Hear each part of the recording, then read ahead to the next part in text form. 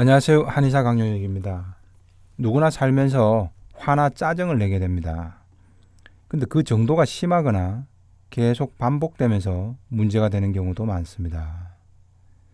자신이 왜 짜증이 나는지도 진짜 원인을 모르는 채 계속 반복되면 자신도 힘들겠지만 짜증을 받아주는 이도 힘들어집니다. 그래서 서로 불화가 생기거나 어느 한쪽이 병을 얻게 됩니다. 짜증을 낼 때 보통은 주변 사람이나 상황 탓을 합니다.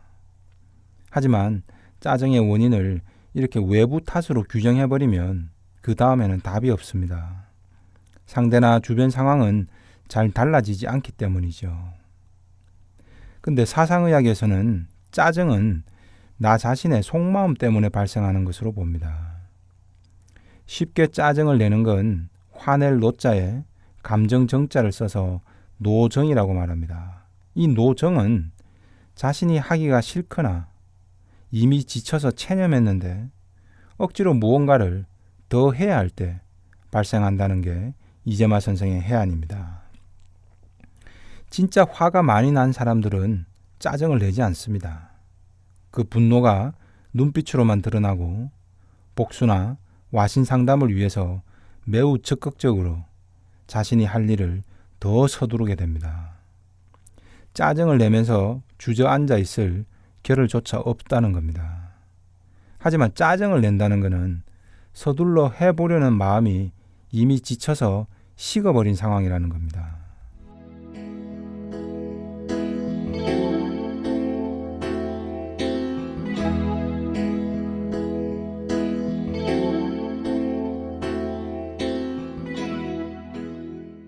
자, 여자친구와 잦은 싸움과 분노 조절 장애 때문에 내원한 30대 남성 A씨입니다. 결혼을 앞두고 있는데 버럭 소리를 지르고 크게 싸워서 결혼을 한 해 만에까지 갈등이 커졌습니다. 여자친구는 지금까지 연애할 때와 달리 요즘은 별것도 아닌 일에도 짜증을 낸다고 불만입니다. 또 그렇게 다정하고 자상하더니 벌써 사랑이 변한 것이냐고 따지고 듭니다. 정말 사랑이 식은 걸까요? A씨에게 다른 여자라도 생긴 걸까요? 아니면 결혼하기가 싫은 걸까요? 그런 것은 아니랍니다. 꼭 이 여자와 결혼하고 싶답니다. 그렇다면 자신이 무엇에 과부하가 걸렸고 몸과 마음이 왜 지쳤는지를 따져봐야 합니다. A씨는 10살 차이인 여친은 뭐든지 내가 다 결정해 주기를 바란다고 합니다. 이건 어때? 저건 어때? 라고 물으면 일일이 A씨 생각을 다 말해줘야죠. 하루에 전화통화도 몇 번씩 해야 되고 자기 전에 30분 이상씩 통화하는 건 기본이라는 겁니다. 최근에는 혼수 가구를 보러 가자며 직장에서 가구점이 그리 멀지 않으니 A씨 보고 근무 중에도 잠깐 나오라는 겁니다. A씨는 짜증이 확 났습니다. 왜 그랬을까요? 정말 결혼하기 싫은 건 아닐까요? A씨는 지금 지친 겁니다.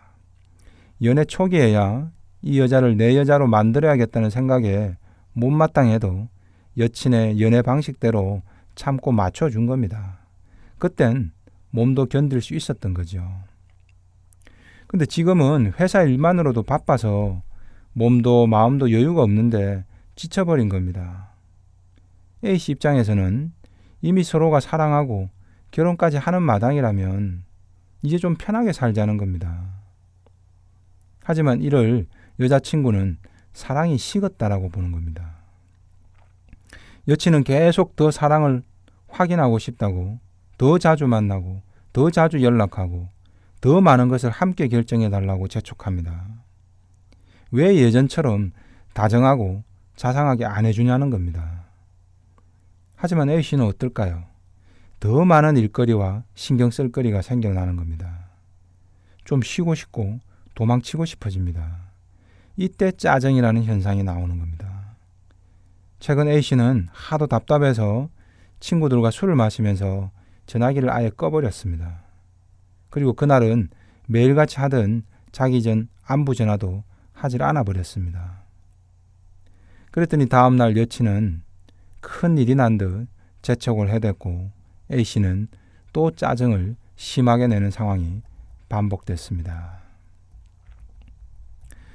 여자친구 입장에서는 사랑이 변했나? 그럼 이 결혼을 해야 하나? 이런 걱정을 하고 있고 A씨도 내가 최근에 자꾸 여친만 보면 짜증을 계속 내는데 진짜 내가 사랑하는 게 아닌가? 이런 착각이 드는 겁니다. A씨가 나쁜 놈일까요? 몸과 마음의 에너지는 제한이 되어 있는데 그를 무한한 것처럼 자꾸 써버리는 그런 상황이 있는 겁니다. 당연히 지치고 식고 고갈되기 마련입니다. 이미 에너지가 없는 걸 억지로 더 해야 한다 생각하니 짜증이 납니다. 그럼 어떻게 해야 할까요? 우선 내가 지친 걸 인정해야 합니다. 그리고 A씨와 같은 경우라면 사랑의 방식도 달라져야 합니다. 첫눈에 불타오르는 그런 열정적 사랑을 계속 지속할 수 있는 커플은 없습니다. 일이나 공부도 신경 써야지요. 밤낮 사랑만 하고 살 수는 없겠죠. 심신의 에너지와 시간을 적절히 배분해야 합니다. 예전보다 덜 열정적이긴 하지만 보다 안정적이고 지속 가능한 형태로 사랑의 방식도 바뀌어야겠죠. 하루에 10번 전화해도 상냥하게 다 받아주는 식의 사랑을 지금 상황에서 계속 지속할 수는 없습니다. 사랑이 변해서 나쁜 놈이 아니라 당연히 사랑도 그 형태가 상황에 따라서는 변해야 하는 겁니다.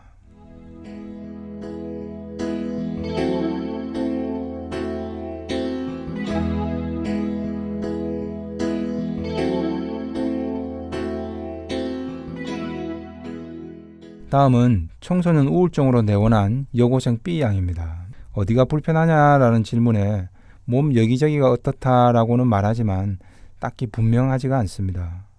대신 주변의 친구들이 너무 한심해 보이고 이기적이어서 학교에 있으려면 짜증이 나서 죽겠다라고 말합니다. 그리고 그런 짜증을 계속 엄마에게 퍼붓습니다. 엄마가 처음에는 사춘기려니 그런가 보다 하고 계속 받아만 줬습니다. 근데 이제는 수시로 전화를 해서 힘들다고 짜증을 내고 울고불고 합니다. 도대체 왜 짜증을 내는지, 엄마 보고 어떻게 도와달라는 건지도 없습니다. 엄마는 몇 개월째 저러니 엄마인 내가 오히려 미칠 지경이라고 답답해합니다.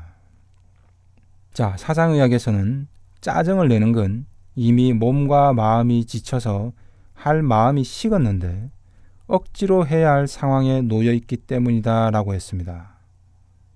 그렇다면 B양이 지금 몸도 마음도 지칠 대로 지쳤을 가능성이 높은 것이겠죠. 다만 무엇에 지친 것인가를 분석해야겠죠. B양은 중학교까지 1등만 했고 특목고를 진학했습니다. 고1 때 예상보다 성적이 낮게 나왔는데 고2가 되자 더 떨어지는 상황입니다. B양 마음에는 이렇게 열심히 공부만 해왔는데도 성적이나 등수는 오르지 않고 계속 뒷걸음질을 치자 몸도 마음도 지쳐버린 겁니다. 지금 공부를 더 해도 과연 등수가 올라갈까? 에이, 그만둬버릴까? 이런 갈등을 하는 거죠. 공부하자니 답답하고 포기하자니 그 상황도 걱정인 겁니다. 친구들이 이기적이라 내 공부가 집중이 안 돼서 짜증이 난다는 석연찮은 엉뚱한 이유 이면에 다른 원인이 있는 겁니다. 몸도 마음도 지쳐버렸는데 억지로 계속 책상에 앉아 있으려니 짜증이 나는 거였던 거죠. 어떻게 해야 할까요? 새로운 에너지를 만들어야겠죠. 뜻을, 목표를 새롭게 전환해야 합니다.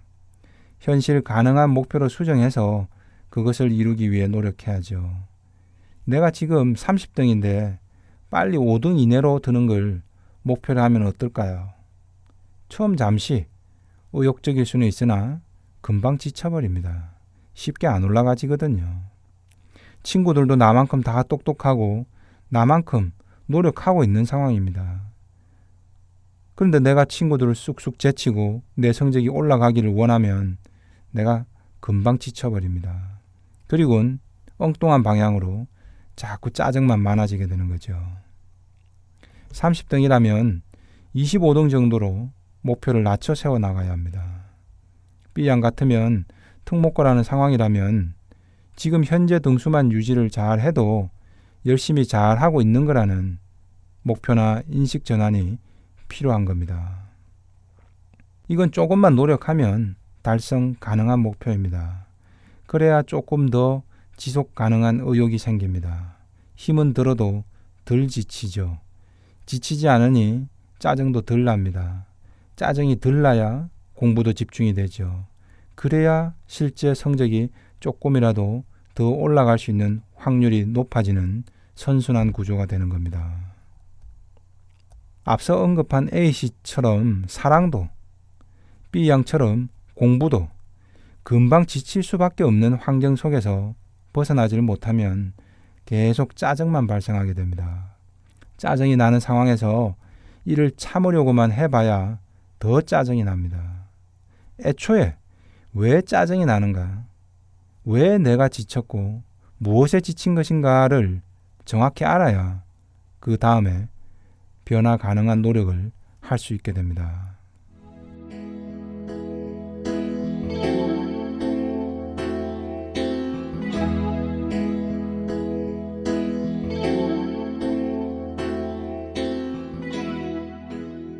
다음은 공황장애 때문에 내원한 전업주부 C씨입니다.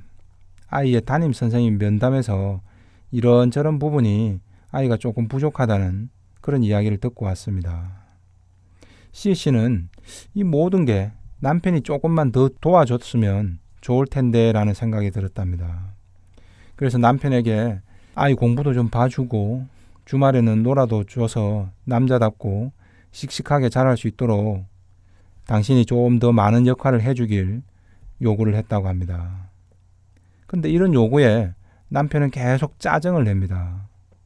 그리고 C씨는 왜 이것조차 이런 것조차 못 해주냐며 계속 부부싸움을 하게 됩니다. C씨는 내 머릿속에 옳음의 기준이 있는데 내 남편이 잘못된 대로 하는 모습을 계속 지켜봐야 한다고 생각하니까 열불이 나고 급기야 공황장애로까지 나타나는 겁니다. 그렇다면 왜 남편은 가족을 위해 이렇게 당연하고 옳은 노력을 왜 하지 않으려 하고 계속 짜증만 내는 것일까요? 정말 못된 남편이라서일까요? 이 역시도 이미 지친 것이고 남편은 쉬고 싶은 겁니다. 몸도 마음도 여유가 없는 거죠. 그런데 C씨는 이를 어떻게 해석합니까? 남편이 당연히 해줘야 되는 일도 안 도와준다는 겁니다. 삶의 무게를 견뎌나가는 것을 엮기 드는 것으로 단순히 비유를 한번 해볼까요? 남편은 지금 직장에서 100kg를 들고서 바들바들 떨고 있습니다. 집에 오면 어떨까요? 그냥 좀 쉬고 싶겠죠. 근데 아내는 자녀를 위해서 집에 오면 5kg만 더 들어달라는 상황인 겁니다. 만약 남편이 밖에서 50kg 정도만 들면 돼서 부담이 없어서 집에 왔는데 아내가 5kg나 10kg를 더 들어달라고 하면 오케이, 이 말이 쉽게 나올 수 있습니다. 근데 남편은 지금 80kg만 들어도 한계에 부딪혀서 바들바들 떨리는데 직장일이라 겨우겨우 100kg를 참고 버티면서 들고 있는 상황입니다. 이 상황에서 아내가 5kg도 아니고 1kg만 더 들어달라고 해도 엿기를 확 던져버리고 싶을 정도로 짜증이 나는 겁니다. 그래서 C씨 남편은 부부싸움 과정에 걸핏하면 내가 직장을 그만둬버려야 되겠네 라는 말을 반복해왔던 겁니다. 그러나 C씨는 아니 겨우 1kg, 5kg짜리 들어달라는 건데 아빠로서 남편으로서 이것도 못 해주냐? 다른 집 아빠들은 다들 잘만 하던데 이렇게 인식한 겁니다. 때로는 이런 상황에서 남편들은 가정에 들어오기가 싫어집니다. 그래서 회식이나 술로 자꾸 도피해버리죠. 이런 갈등이 알코올 중독으로까지 이어지는 환자분들도 있습니다. 반면 아내도 마찬가지입니다. 남편이 도와주지 않는 가사 일을 혼자 부담하기에는 너무 버겁다는 무의식이 심해지면 짜증이 나고 도피 심리가 강해집니다. 이때 공황장애 같은 엉뚱한 병이 와버리게 됩니다.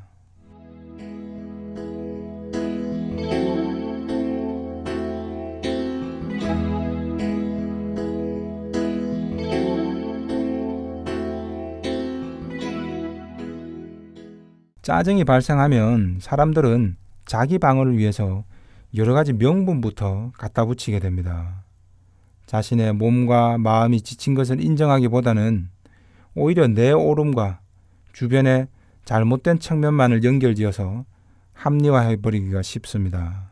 그래서 짜증도 고쳐지지가 않고 계속 반복되고 그로 가정 불화나 대인관계의 불화도 지속되게 됩니다. 하지만 짜증의 본질은 심신이 지친 거라는 걸 분명히 기억할 필요가 있습니다. 내가 만일 자꾸 짜증을 내고 있다면 짜증을 자꾸 참으려고만 하지 말고 내가 무엇에 그렇게 지쳤는가를 봐야 합니다. 무엇을 그렇게 하기 싫은데 억지로 해야 하는가도 봐야 합니다. 그래서 내 목표를 바꾸든 내 일거리를 좀 줄이든 대안을 찾아야 짜증이 덜 납니다. 상대가 자꾸 짜증을 낼 때도 마찬가지입니다. 자꾸 옳고 그름만 따지지 말고 저 사람이 왜 지쳤는가, 저 사람 마음이 왜 식었는가를 이해할 필요가 있습니다. 그래야 진짜 원인을 알아서 현실적인 대안을 빨리 찾을 수 있게 되기 때문이죠. 지금까지 한의사 강용혁의 심통부리기였습니다.